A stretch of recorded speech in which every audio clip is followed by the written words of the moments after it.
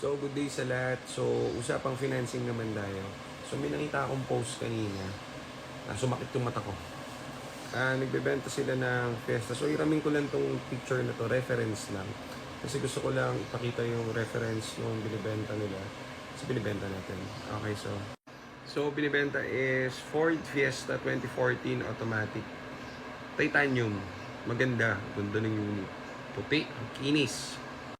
So, financing to guys. So, mapapansin nyo walang presyo ang mga financing kasi technique yan para hindi nyo makita yung total price talaga kapag na-compute na. So, ganyan ang computada talaga nila, ganyan-ganyan.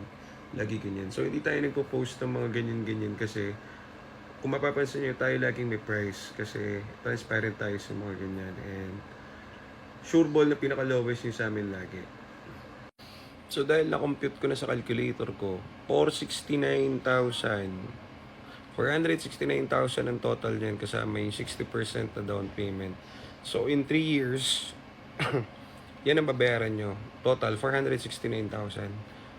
So, ganyan talaga yung sa mga finance. So, hindi ko naman sa sinisiraan yung mga nagpo-post ng ganito. Ginagawa lang nating reference. Ngayon, napakamahal. 69,000, napakalaki. Kalating milyon. So, 2014 na kotse. So, tandaan nyo yan o ganyan. Computein nyo kasi ganyan pag titingin kayong kotse. Magugulat kayo sa presyo niyan. Yan kasi panghatak yan. Kumbaga, kaya yan, ganyan ang postingan yan para yung mga tao, kunwari, normal na tao, nakita niya ang down payment 60. So, kayang-kaya, parang motor lang, 60. 60,000 ang down payment, tapos ang monthly mo magiging let's say, 11,300. So, kayang-kaya ng budget, di ba? Pero pag yan kinumpit mo sa 36 months, ang lahat ng babayaran mo is 400, almost 470,000, kalahating milyon. So, ngayon, may papakita ko sa iyo. Boy, meron akong papakita sa iyo na ganyang unit din galing sa atin. Tapos, kung babalikan niyo yung video natin, palit transmission buo. Worth nung transmission na pinapalit namin lagi sa mga Fiesta ganito is worth 50,000. Nakakalis kami kasi kami yung mismo nagkakabit yung labor natin para sa transmission. Kami rin ang kumbaga in-house. So, walang payment yan. Kaya mababa pa rin natin ako na bebenta yung mga ating mga units. Okay, so may papakita ko sa iyo ngayon. Gantong unit din. Ito naman guys, yung unit natin. So, nakuha na natin sa M7, pinagawa natin yung pang-ilalim. Yung transmission nito, pinalitan na rin natin. Balikan nyo rin sa video natin. So, ito rin yung same na binibenta ng kaninang pinakita ko sa inyo.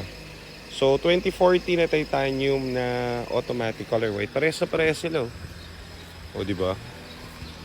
Pero mas makintab lang yun. So, ito kasi, hindi pa natin napapadetail kasi inuuna na natin yung mga dapat unahin. Katulad nung suspension, para pag nirelease natin or binenta natin, all goods na siya. So, ang nagawa na natin dito is palit na yung buong transmission. Tapos, engine, na double check na rin. Walang pinalitan sa engine dahil mga hos-hos lang ang mga problem nito. So, ito, goods na to. O, tanong nyo kung magkano yung price difference. Ito, mabibili nyo sa amin ng cash, 285 guys. 285 lang to. So, yung kanina na 460,000, medyo mahal sa financing yon. Ito, nagpapa-finance din naman kami, kaso lang hindi naman ganun. 400 papasok yung presyo nun, 470 papasok So itong pag pina-finance namin ito siguro around mga 330k lang. So yun yung big difference nun. So hindi nyo rin alam kung yung iba na nagbebenta ng ganito gawa pa yung tranny. So like I've said nga, gawa yung nito, transmission buo. So check nyo na lang. So pwede nyo visit sa shop sa GTA Cars, hanapin nyo lang ako, tapos check nyo rin itong unit nito. So kung magpapa-finance kayo, pwede naman kayo magpa-personal loan na lang, mas okay pa. So bilhin nyo na lang ng cash, 285. So makakamura kayo, malaki na matitipid nyo. So same na same. Pinagkaiba syempre sa ating gawa, sa iba hindi So, yun lang muna. Check nyo na lang muna yung page namin para ipoposting na to. Gamit namin pang service kasi tigi-tigisa kami sa sasakyan kapag nag-check na ang kotse para ma-check namin lahat. So, biyahe muna natin tong ating Titanium na 2014. So, same to Thank you.